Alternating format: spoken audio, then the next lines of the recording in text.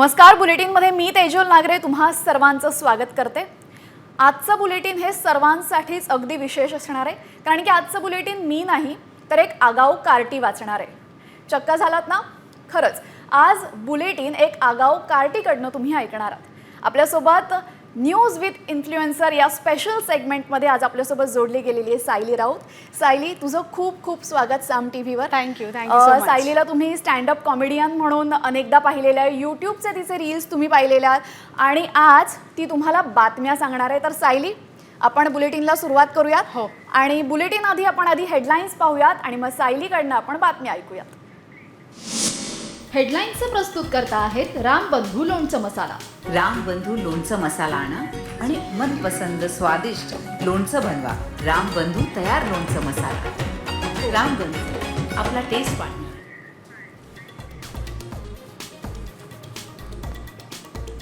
इस दरिया से हमारा पानी बहेगा या उनका खून बहेगा। सिंधू करार रद्द केल्यास पाणी नव्हे भारतीयांचं रक्त वाहणार। पाकिस्तान परराष्ट्र मंत्री बिलावल भुट्टोंचा जळफळाट। तर पाणी रोखल्यास जोरदार प्रत्युत्तर देणार पाक पंतप्रधानांची दरपोक्ती।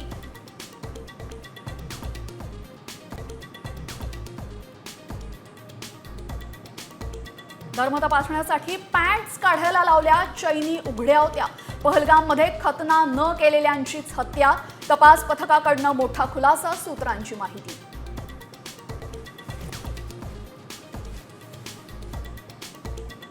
पहलगाममध्ये भ्याड हल्ला करणाऱ्या दहशतवाद्यांना शोधण्यासाठी अमेरिका मदत करणार। अमेरिकेच्या गुप्तचर संचालक तुलसी गबार्ड यांचं आश्वासन।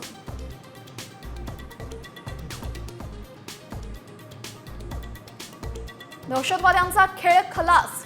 शोपियान, पुलवामा आणि कुलगाममध्ये लष्कर-ए तोयबाच्या 7 दहशतवाद्यांची घरं उद्ध्वस्त। सुरक्षा दलांची मोठी कारवाई।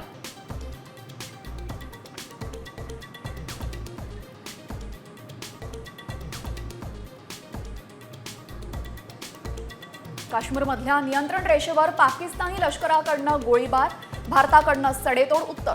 600 गोळ्यांना 1300 गोळ्यांनी उत्तर देत दाखवला ट्रेलर।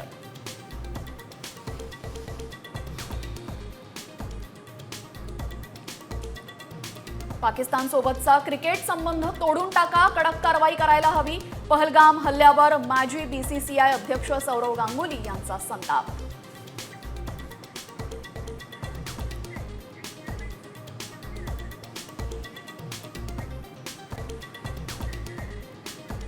तर अगदी क्षणाचाही विलंब न करता आपण बुलेटिनला सुरुवात करूया, कारण की माझ्यासोबत आगाऊ कार्टी तिने दंगामस्ती परत सुरू केली तर गडबड होऊ शकते। त्यामुळे Sayali, over to you. Yes, पुढच्या बातमीकडे वळूया। भारतानं पाकिस्तानची पाणकोंडी केल्यानंतर त्यांच्या मंत्र्यांचा थरथराट सुरू झालाय।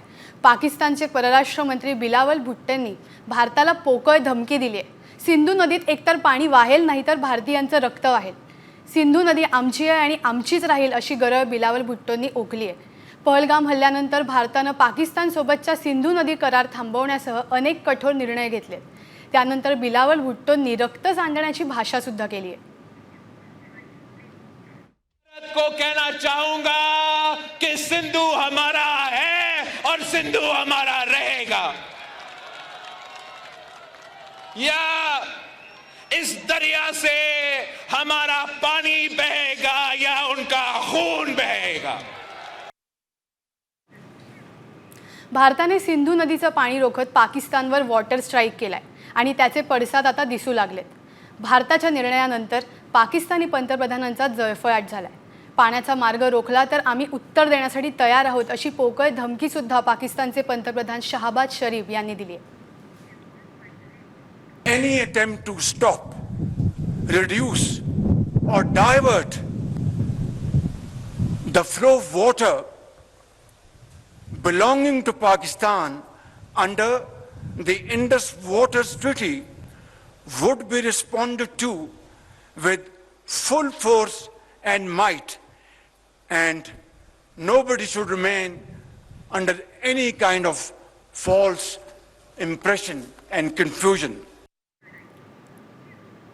पहलगाम हल्ल्यानंतर भारत आणि पाकिस्तान या दोन्ही देशांमध्ये तणावजन्य परिस्थिती निर्माण झाली आहे। सिंधू नदी ही दोन्ही देशांसाठी अत्यंत महत्त्वाची आहे, मात्र सिंधू करारावर स्थगिती आणल्यामुळे पाकिस्तानातून देखील तीव्र प्रतिक्रिया येऊ लागल्या। याबाबत सिंधू नदीच्या इथून एक्सक्लुझिव्ह आढावा घेतलाय आमचे प्रतिनिधी वैदेही काणेकर यांनी। पाहूयात। पहलगाम येथे झालेल्या दहशतवादी हल्ल्यानंतर भारत सरकारने मोठी आक्रमक पावलं उचलायला सुरुवात केलेली आहे। त्याच्यामध्ये अत्यंत महत्त्वाचं एक पाऊल आहे ते म्हणजे सिंधू नदीच्या बाबत। सिंधू नदीच्या बाबत एक धोरणात्मक आणि महत्त्वाचा निर्णय सध्या भारत सरकारने घेतलेला बघायला मिळतंय। मात्र आपण बघतोय की सिंध प्रांतामध्ये या ठिकाणी जो भारताकडे हा प्रांत आहे, सिंध फॉरेस्ट डिव्हिजन जे आहे त्या ठिकाणी मोठ्या प्रमाणात तसं अलर्ट जारी करण्यात आलेला आहे। मोठ्या प्रमाणात प्रत्येक ठिकाणी जे आहे ते बंदोबस्त तैनात करण्यात आलेला आहे। सीआरपीएफ आणि जवान आर्मीचे जे आहेत ते देखील तैनात करण्यात आले असल्याचं टप्प्याटप्प्यावर पाहायला मिळत आहे। या ठिकाणून कुठल्याही वाहनांना पुढे जायला मात्र परवानगी देण्यात आलेली नाहीये। 1960 साली याच सिंधू नदीचं हे पाणी जे आहे ते पाकिस्तानामध्ये देण्यासंदर्भात खरं तर एक करार झाला होता आणि या कराराचं निलंबन जे आहे ते कालच्या महत्त्वाच्या बैठकीत देखील झालं असल्याचं बघायला मिळालं होतं। काल महत्त्वाची बैठक खरं तर संपन्न झाली।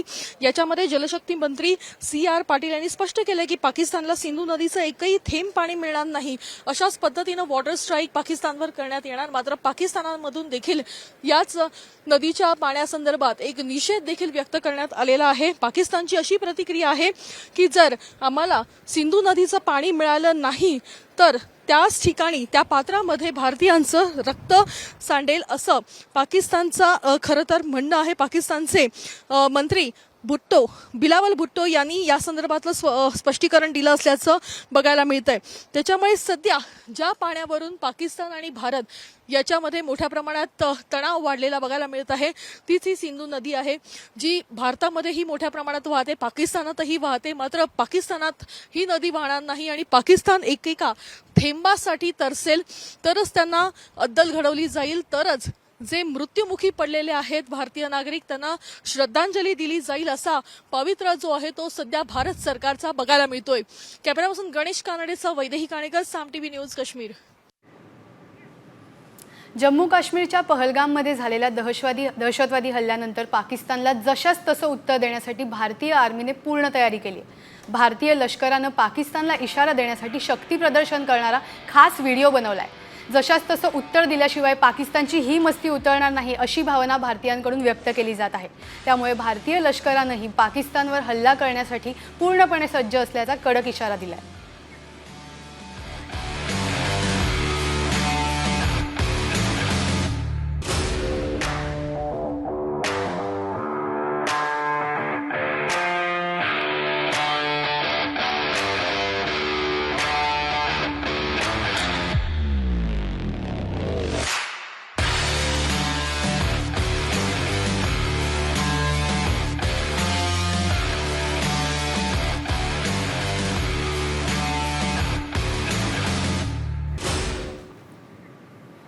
तर सायली, या सगळ्या बातम्या तू वाचल्या आणि अत्यंत दुर्दैवी अशी घटना पहलगाममध्ये घडली। त्यानंतर भारत काय करतंय हे सुद्धा आपण पाहिलं पाकिस्तानला धडा शिकवण्यासाठी। तुझी प्रतिक्रिया काय या संपूर्ण सिनॅरिओवर? मला वाटतं जे काही झालं ते खूपच भयानक होतं। म्हणजे आपण इमॅजिनच नाही करू शकत जे काही झालं ते। आणि मला वाटतं आपण आत्ता ज्या बातम्या पाहिल्या त्यानुसार आपलं भारत सरकार ह्याला चोख उत्तर देईल अशी मला आशा आहे आणि खात्री आहे। आणि जे होईल ते त्याला आपण सगळ्यांनी मिळून सपोर्ट करायला हवा। एक देश म्हणून आपण ह्याच्या मागे उभं राहायला हवं असं मला वाटतं। नक्कीच एक देश म्हणून या सर्व गोष्टीच्या मागे आपण उभं राहायला पाहिजे असं सायलीने म्हटलेलं आहे। सायली, आपण आता पुढची बातमी वाचूया। पहलगाम हल्ल्यानंतर भारतीय नौदलाने आक्रमक भूमिका घेतली आहे। पाकिस्तानशी 2 हात करण्यासाठी नौदलाने कंबर कसली आहे। भारतीय नौदलाने एक फोटो ट्विट केलाय। त्या फोटोत आपण पाहू शकता की 5 युद्धनौका समुद्रात तैनात झाल्यात। पहलगाम हल्ल्याच्या पार्श्वभूमीवर नौदलाकडून हे ट्विट केल्यानंतर भारत आता पाकिस्तानच्या विरोधात मोठं पाऊल उचलणार असल्याची जोरदार चर्चा रंगली।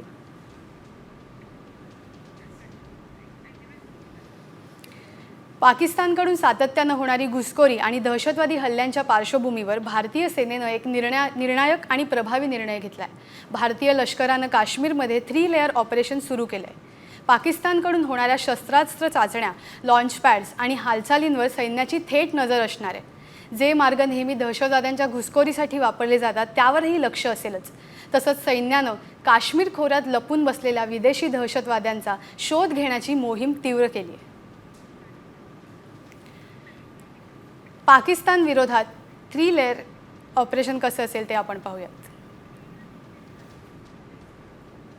तर LOC जवळील दहशतवाद्यांचं लॉन्च पॅड्स भारतीय सेनेच्या टार्गेटवर असणार आहेत.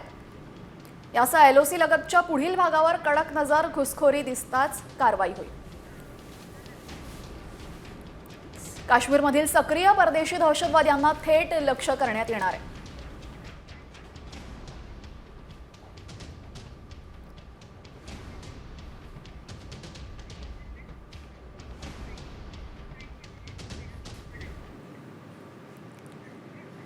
पहलगाम हल्ल्यानंतर भारतीय सेना ॲक्शन मोडवर आली आहे.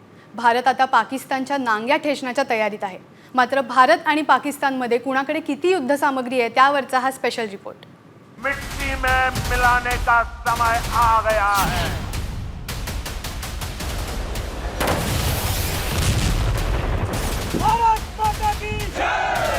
आतापर्यंत दहशतवादी कारवायांच्या आडून भारतीयांवर कुरघोडी करणाऱ्या पाकड्यांनी निशस्त्र आणि निष्पापांना मारून भारताच्या संयमाच्या सगळ्या सीमा ओलांडल्या. आता वेळ झाली आहे त्यांना घरात घुसून साफ करण्याची.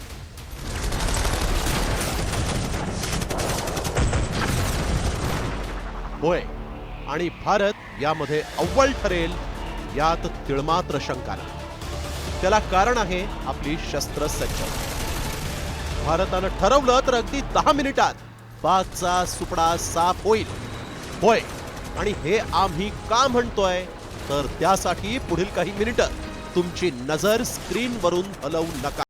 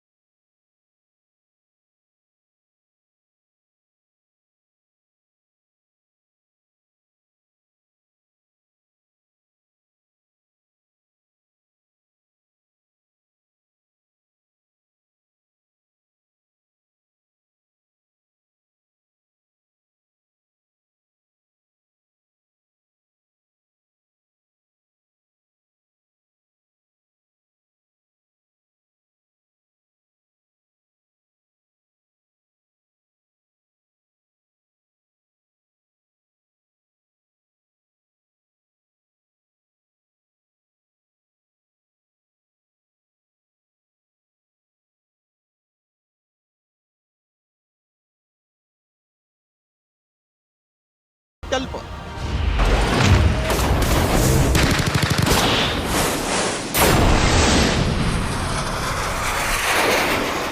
ही आहे आपली शस्त्र सज्जता. आता तुम्ही विचार करा, हे सगळं आपण वापरलं तर पाक जगाच्या नकाशावर कुठे दिसेल. आता ही आपली शस्त्र सज्जता आणि संरक्षणाची हत्यारं पाहिल्यानंतर पाक दूर दूरवर आपल्या जवळ पोहोचत नाही. भारताचा बजेट हा 47.65 लाख कोटी आणि पाकचा बजेट 5.70 लाख कोटी. भारताचा बजेट हा पाकिस्तानपेक्षा 8 पटीनं जास्त.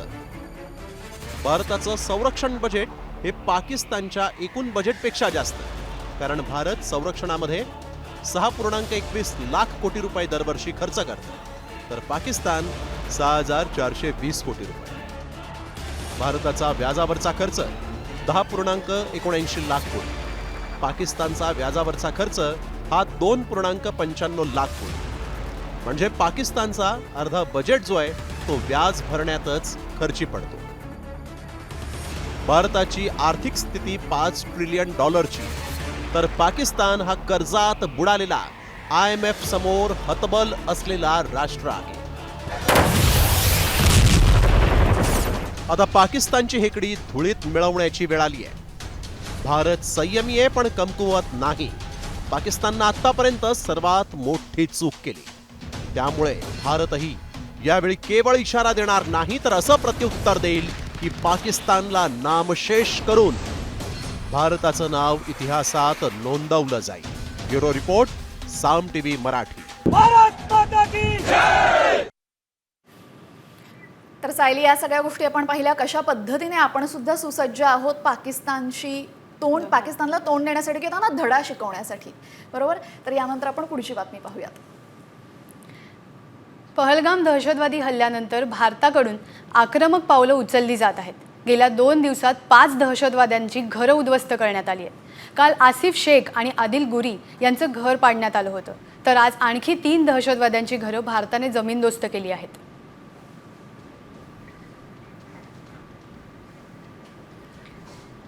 पहलगाम हल्ल्यातील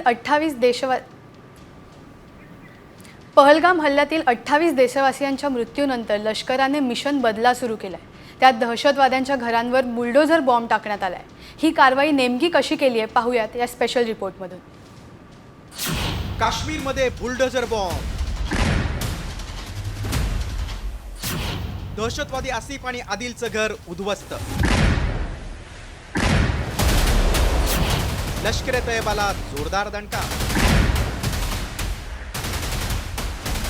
आसिफ शेख आणि आदिल ठोकर हेच ते काश्मीरच्या बंदुकीच्या जीवावर नंगानाच करणारे हैवान. पहलगाम हल्ल्यातील दहशतवादी. सुरक्षा दलानं हल्ल्याच्या 4थ्या दिवशीच या नराधमांची घरं बॉम्बनं उडवून दिली आणि बदल्याच्या फेरीला सुरुवात झाली. सुरक्षा दलाच्या या कारवाईत आसिफ आणि आदिलचं घर पूर्णपणे उद्ध्वस्त करण्यात आलंय. सरकारनं या नीच दहशतवाद्यांच्या घरावर बुलडोझर बॉम्ब टाकलाय. पहलगाममधील हल्ल्यात 28 निष्पाप पर्यटकांनी आपला जीव गमावला. या घटनेनं संपूर्ण देशात संताप व्यक्त होतोय. पंतप्रधान नरेंद्र मोदींनी नापाक पाकिस्तानला थेट इशाराच दिलाय. मिट्टी में मिलाने का समय आ गया है. एकीकडे सैन्य दल अलर्टवर असताना सुरक्षा दलानं एक एक करून दहशतवाद्यांची नांगी ठेचायला सुरुवात केली. ज्या 2 दहशतवाद्यांची घरं उद्ध्वस्त करून टाकण्यात आली आहेत ते आसिफ आदिल कोण आहेत ते पाहूया. दोघेही लष्कर ए तैयबा या दहशतवादी संघटनेचे सदस्य. आसिफ शेख त्राल येथील रहिवासी. आदिल अनंतनागमधील गुरी गावचा रहिवासी. आदिल ठोकरची आदिल गुरी अशी ओळख. आदिल 2018 मध्ये प्रशिक्षणासाठी पाकिस्तानात गेला होता. प्रशिक्षण पूर्ण करून आदिल काश्मीरमध्ये परतला. हल्ल्यासाठी आदिलची पाकिस्तानी दहशतवाद्यांना मदत झाली. पहलगाम येथील दहशतवादी हल्ल्यामध्ये कारवाई मोठ्या प्रमाणात सध्या सुरक्षा रक्षकांकडून करण्यात येते आणि अशीच कारवाई जी आहे ती ज्याच्यावर संशय आहे असा आदिल ठोसर याच्या संदर्भात करण्यात आलेली आहे. आपण बघतोय की आदिलचं हे घर जे आहे ते या ठिकाणी पाडण्यात आलेलं आहे.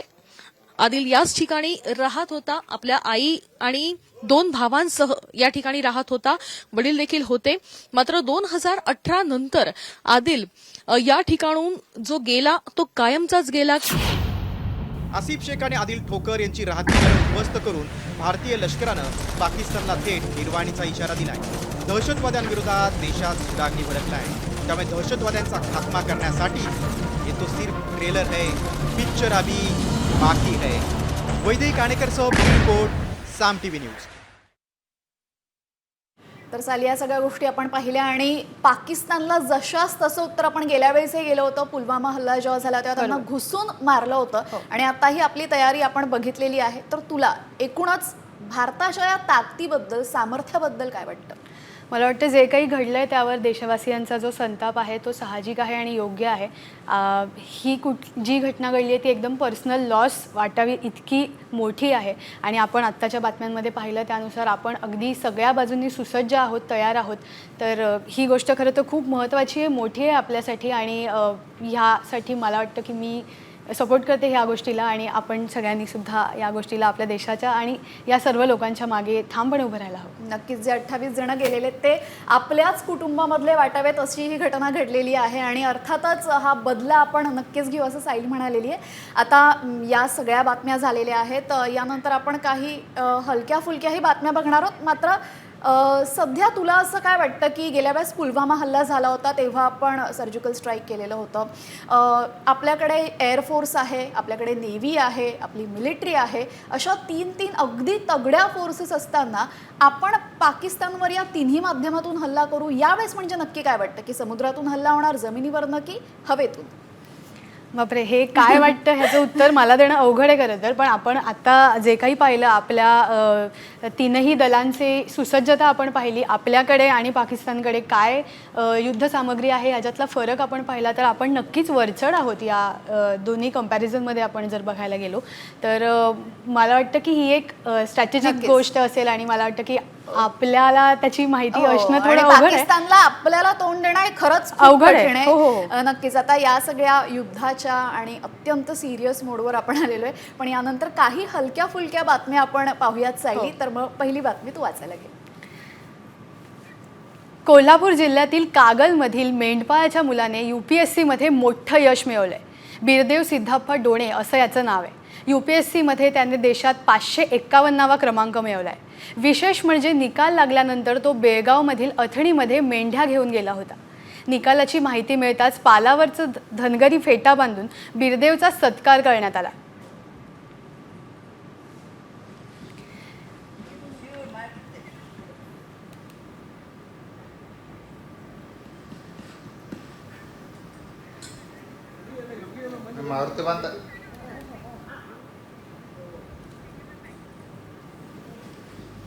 तर एक मेंढपाळाचा मुलगा आपण पाहिलेला आहे.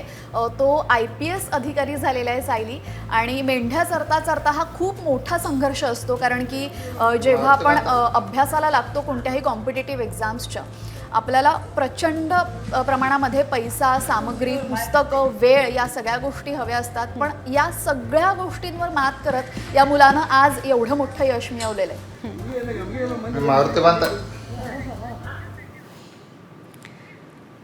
नमस्कार, वळूया पुढच्या बातमींकडे. सातारकरांचा नाद अजिबातच करायचा नाहीये. सातारच्या एका अवलियाने 1-2 नाही तर 31,000 रुपयांची चप्पल घेतली. अगं बाई, 31,000, ती पण एकदम दमदार. सोशल मीडियावर या व्यक्तीचा व्हिडिओ वाऱ्याच्या वेगाने व्हायरल झालेला आहे.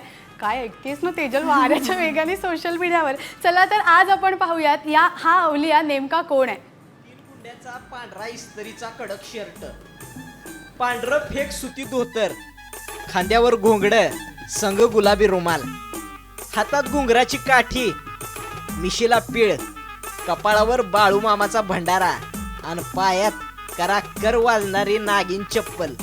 रूप कसं एकदम दमदार, रुबाबदार आणि दिमागदार. या तात्याचं नाव आहे केराप्पा अण्णा कोकरे. केराप्पा तात्या अख्ख्या साताऱ्यात वर्ल्ड फेमस. ती बी कशामुळं? नागिन चप्पलीमुळं. नागिन चप्पल काय साधी सुधी वाटली काय? ती सळसळणारी नाही तर कराकर आणि खुळखुळ वाजणारी आहे. बघा की कसा आहे नागिनीचा तोरा.